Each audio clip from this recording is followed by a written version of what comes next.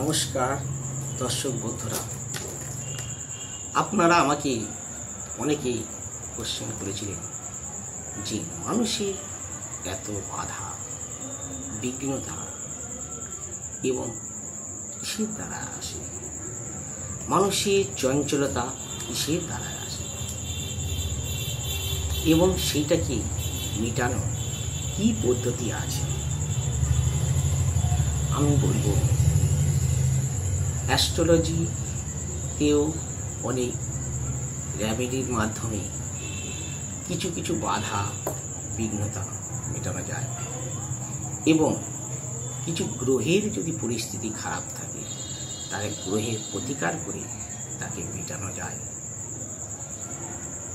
এবং যে মানুষের নানা অসুবিধা হয়ে থাকে, মানুষের মধ্যে মনের চঞ্চলতা বোধ হয়ে থাকে এবং সেই সব কিছু রেমেডির দ্বারায় বা কিছু ব্যায়ামের মাধ্যমে মেটানো যেতে পারে এবং মানসিক চিন্তা টেনশন যেসব মানুষরা করে থাকে তারা শুধু নিজের মধ্যে নিজেকে চিন্তা করেন এবং তাদের মধ্যে একটা প্রভাব সৃষ্টি তৈরি করছে, গ্রহের প্রভাব সৃষ্টি তৈরি করছে। সেইটা মেটাতে গেলে একটা ব্যায়ামের মাধ্যমে তাকে মেটাতে হবে বা কোনো রেমেডির মাধ্যমে তাকে করে মেটাতে হবে।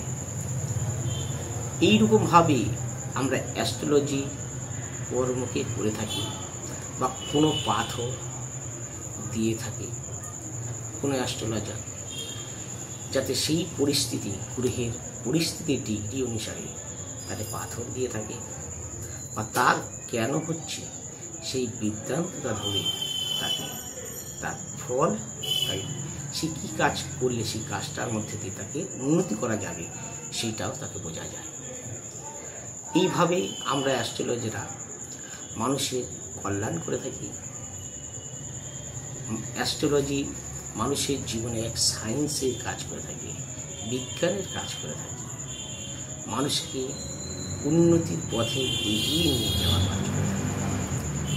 মানুষ যাতে আরও উন্নতি করতে পারে তার পথে এগিয়ে নিয়ে যাওয়ার কাজ করে থাকে অ্যাস্ট্রোলজি।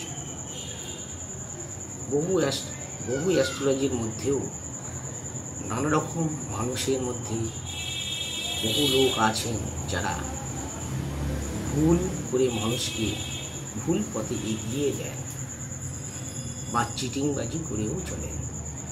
এরকম বহু লোক অ্যাস্ট্রোলজির মধ্যেও পাওয়া যাচ্ছে। কারণ মানুষের তো জীবনে অনেকেই আছেন যারা ঠকিয়ে খেতে চান, আবার অনেকেই আছেন যারা সত্যের পথে চলতে চান। বেশিরভাগ মানুষই অনেকেই দেখা যায় যারা ঠকিয়ে খায়, মানুষকে ঠকিয়ে খায়, আর খুব কম লোক আছে যারা মানুষের উপকার করে চলেন কিন্তু তার কোনো প্রতিকার তারা পাবে না। শাস্ত্রেই বলা আছে যে উপকার করেন সে তার কোনো প্রতিকার পাবে না, আর যারা ঠকিয়ে খায় তারা প্রতিকার বহু তাড়াতাড়ি পায়। তাদের লোকে খুব সহজেই বিশ্বাস করে নিতে পারে। এটা বাস্তব, এইটাই বাস্তবতা। আজকে কলিযুগের এটাই হচ্ছে সব থেকে বড় বাস্তব। মানুষ সাজগোজ এইগুলোকে পছন্দ করে। কথাই আছে, শাস্ত্রে বলে রূপধারী তারপরে গুণ বিচারে। আগে তার রূপধারী তারপরে তার গুণ বিচারে, আগে রূপটাই তাই দেখে। এই কলিযুগে মানুষে আগে রূপটাই দেখে, তার গুণ কি আছে সেটা দেখে না। এটাই হচ্ছে মানুষের প্রথম প্রবলেম এসে দাঁড়ায়। কারণ সেই মানুষটার কি গুণ আছে সেটার বিচার করে না, মানুষ আগে রূপটাই দেখে। এটা কলিযুগের নিয়ম। তাই মানুষ অনেক রকমভাবে আগে ঠকে।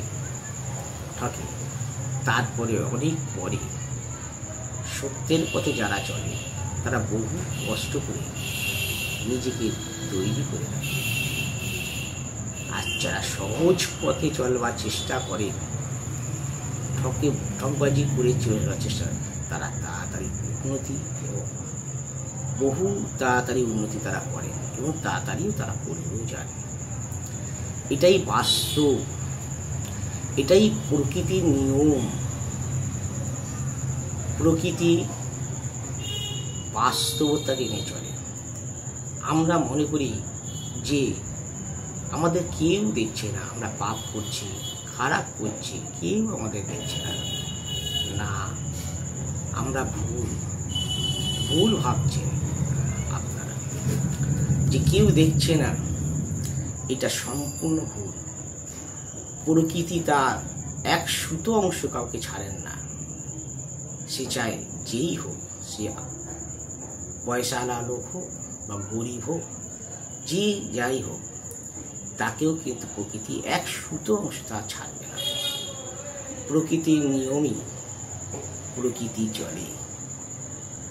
প্রকৃতি তার নিজের কর্ম নিজে করে চলছে। আমরা মানুষ সেই প্রকৃতিকে সেই কর্ম করতে বাধা করি এবং সেই প্রকৃতির কর্মের মাধ্যমে আমরা ঠিকভাবে আমাদের নিজেদের ঠিকভাবে পরিচালনা করতে পারি না এবং করিও না। প্রকৃতিকে অবলম্বন করে আমরা আরো অনেক কিছু করবার চেষ্টা করি। তাই আমরা অনেকেই প্রকৃতির থেকে বড় হওয়ার চেষ্টা করি। এই করে করে আমরা নিজেকে অনেক বড় মনে করি, আমরা বিশাল বড় জ্ঞানী হয়ে গেছি। কিন্তু প্রকৃতি থেকে তো বড় জ্ঞানী কেউ নেই। প্রকৃতি সমস্ত কিছু, প্রকৃতি চাইলে 1 মিনিটে সব কিছু ধ্বংস করে দিতে পারে। প্রকৃতি চাইলে সমস্ত কিছুকে, সৃষ্টিকে রক্ষা করে চলতে পারে। প্রকৃতির অনুসারেই মানব দেহ তৈরি হয়েছে। এই মানবের সৃষ্টি হয়েছে প্রকৃতি অনুসারে। প্রকৃতির থেকেই আসে জ্ঞান। যেমন অন্ধকার না থাকলে আলোর কোনো নিশানা পাওয়াই যেত না। অন্ধকার আছে বলে তাই আমরা আলোকে বুঝতে পারছি। তাই প্রকৃতি আছে বলে, এই দেহটা আছে বলে, তাই আমরা কর্ম জ্ঞান অর্জন করেই চলেছি এবং নিজেকে প্রতিষ্ঠিত করবার এক মাধ্যমে চেষ্টা করেই চলেছি আর করতে থাকি। সাধারণ মানুষের কল্যাণ করেই চলেছে। বহু বহু মানুষ সাধনা করেই চলেছে। সবাই কি ঈশ্বরের দর্শন পায় না, কয়েকজন মাত্র। কিন্তু বহু জন্মান্তরে সাধনা করতে করতে একজন ঈশ্বরে পায়। তাই কর্ম কোনো মতেই ছেড়ে দিলে চলবে না। কর্মই জীবন, কর্মতেই সমস্ত কিছু। আর কর্ম ছাড়া পৃথিবী চলে না। তাই প্রকৃতি তার কর্ম করে চলছে, আর প্রকৃতির মাধ্যমে আমরা সেই কর্ম করেই চলছি।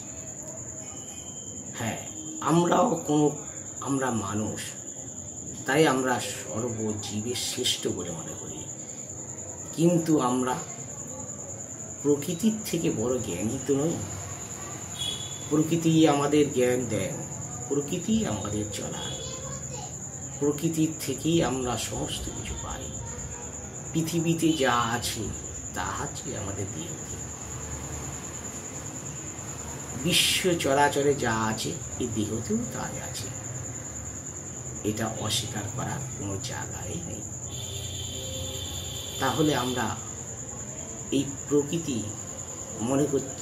আমরা মনে করি আমরা পাপ করছি, কিন্তু তা দেখতেই পাচ্ছে না। কিন্তু প্রকৃতি তা দেখছে, কিন্তু প্রকৃতি তার হিসাব রাখছে। সময় আসলে তার হিসাব তিনি চুকিয়েও দেবেন। প্রকৃতি তার এক সুতো চুল ছাড়বেন না, 1 ইঞ্চি জায়গাও প্রকৃতি ছাড়বেন না। প্রকৃতি তার নিয়ম অনুসারেই চলবে। মানুষ নিয়ম ভঙ্গ করে চলেন, কিন্তু প্রকৃতি তার নিয়ম ভঙ্গ করেনি না। প্রকৃতি মানুষকে এগিয়ে দেওয়ার জন্যে নানা রকম কৌশল করতে থাকে, মানুষ তা বুঝতেই পারেন না। মানুষ সেই জ্ঞানকে অবলম্বন করতেই পারেন না। মানুষ জ্ঞানকে অবলম্বন তখনই করেন তিনি ধ্যান জ্ঞান অর্জন করবার চেষ্টা করেন এবং প্রেমের সহিত তাকে আলিঙ্গন করবার চেষ্টা করেন। তখনই সেই প্রকৃতির জ্ঞানকে বুঝতে পারেন,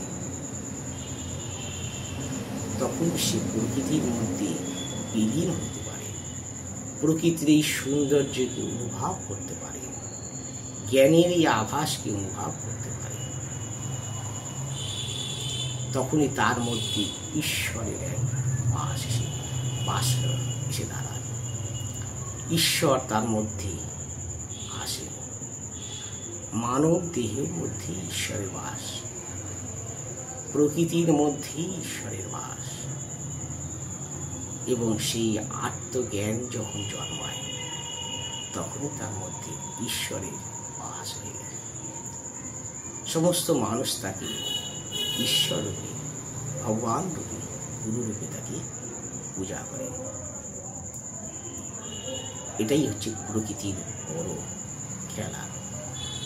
প্রকৃতি মানুষকে করে নিয়ে চলে, মানুষকে বুঝিয়ে নিয়ে চলে, মানুষকে নতুন পথের দিশা দেখিয়ে দেন। নমস্কার বন্ধুরা, যদি ভিডিওটি ভালো লেগে থাকে তবে সাবস্ক্রাইব, লাইক, শেয়ার করুন। নমস্কার।